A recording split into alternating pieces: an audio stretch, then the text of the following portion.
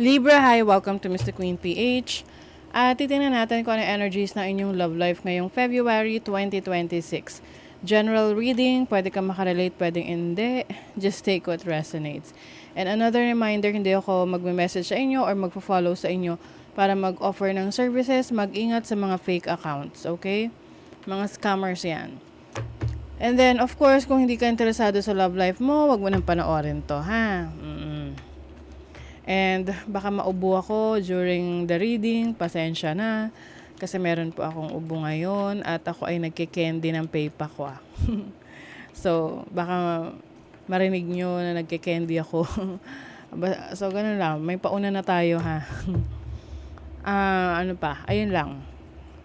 Let's begin. O, unahin natin yung mga single. Single na Libra.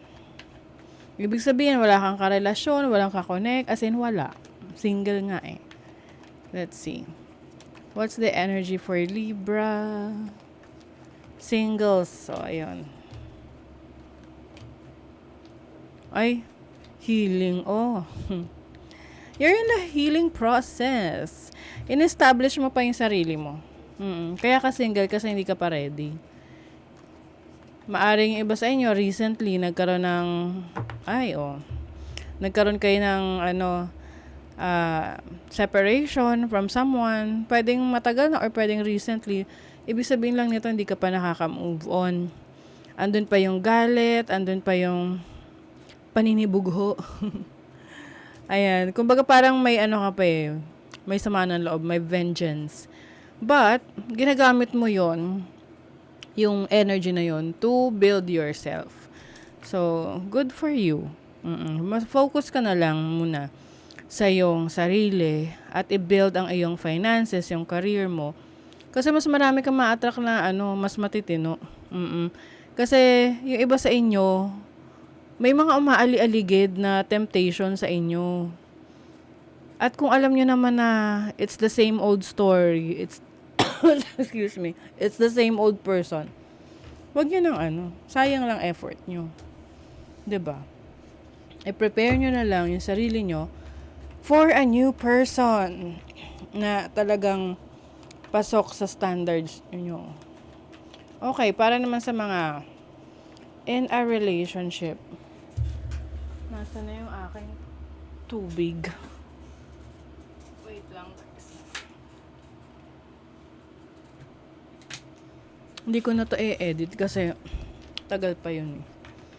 Okay, in a relationship na Libra. What's the energy for February 2026? Love life. Love life.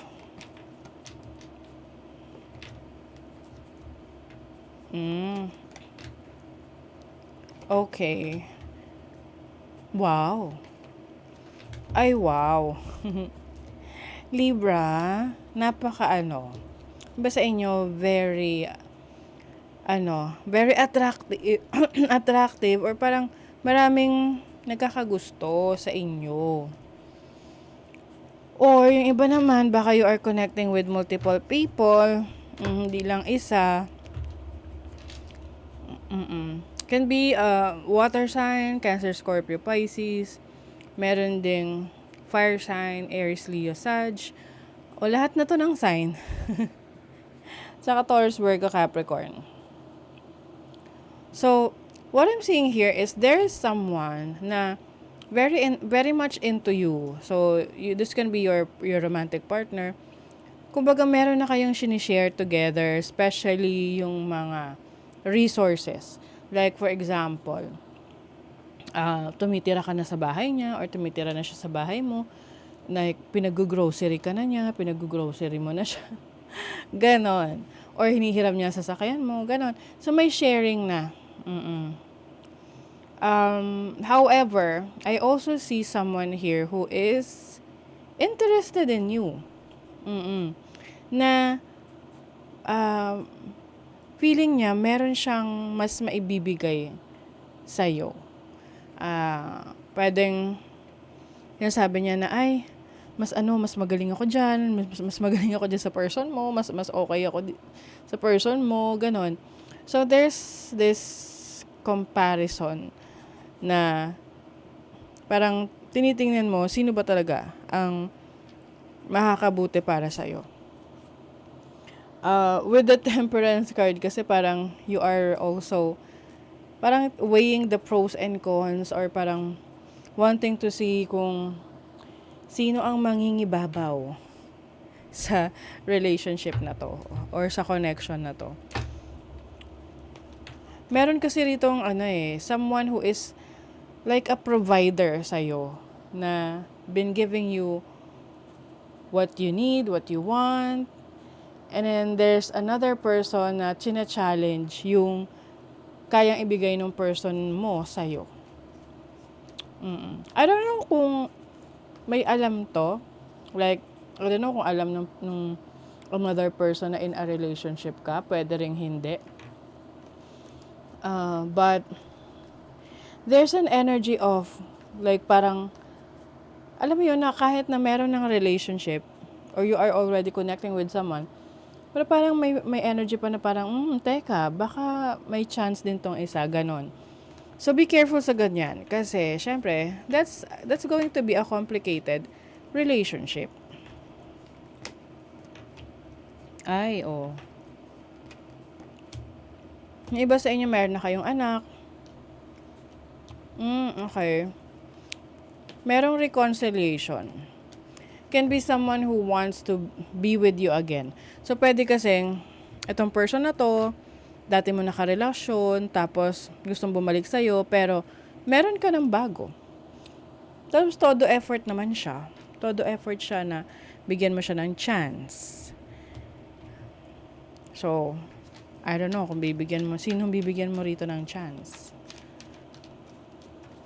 Medyo complicated, but nasa sayo pa rin kasi to eh. Merong change, may completion. I feel like meron ditong mag-e-end na connection. Like, you will realize na okay, sige, mas pipiliin ko tong taong to kasi mas merong future para sa kanya. Naku, oh. Yung iba sa inyo kasi nasa toxic situation eh.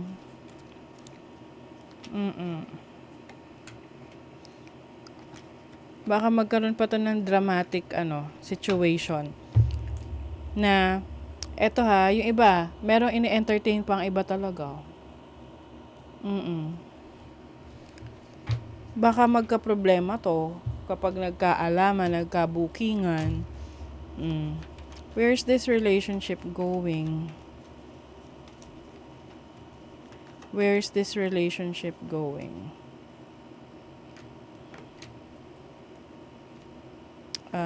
Okay. Some of you will settle with someone na provider. Like, someone who is stable. Kung sinong mas stable rito, especially financially or sa status niya, yun yung mas pipiliin nyo kasi mas practical yun. But at the same time, yung iba, hindi pa rin totally papakawalanan yung isa. As in, naglilinger lang, nandyan pa rin siya sa tabi-tabi. So, ingat kayo sa mga complicated situation. Kung papasok kayo sa ganyan, alam nyo yung consequences. Oh, is it true? I heard you were dating someone. Is it true? Please tell me it isn't. Ayun na, meron ng pagdududa. Ayan may resibo. So, parang, okay, bigyan mo ka ng proof na totoo yung sinasabi mo. 'Di ba? Can't get my eyes off your figure and the way you move. Naku. So, ayan na. Yung isang person kasi, yung isang person kasi, pwedeng meron kayong chemistry, but you feel like this person is not stable enough pang matagalan. So, hindi mo siya pinipili, but pinapansin mo siya. Yung isa naman, yun yung pinili mo. Pero, hindi mo rin magawang maging siya lang. Oo. So, of course, hindi magre-resonate para sa lahat, ha? At this moment, I think we should be friends. Okay. So, maaring nandun ka rin sa point na nagde-decide ka na i-let go na yung isa. Kasi pwedeng siya yung temptation sa buhay mo eh. Na since pinapansin mo pa rin, binabigyan mo pa rin ng attention yung another person, feeling niya, importante pa rin siya sa'yo. Oo, kaya hindi siya nawawala sa eksena. Not until siguro sabihin mo, lumayas ka. Parang ganun. I feel lost without you. Naku, ayan na naman yung mga drama-drama. So, minsan yung iba, ganyan yung ginagamit na, hindi ko kaya nang wala ka. Paano na ako? So, syempre, mabuboost naman yung ego mo. Oh my God, this person is so into me. Nababaliw na siya. So, alam mo yon, parang, sige na nga. Oh, sige na nga, dito ka na ulit sa buhay ko. Kaya lang, it will just make the relationship more complicated. So, that is your reading, Libra. Thank you so much. See you again.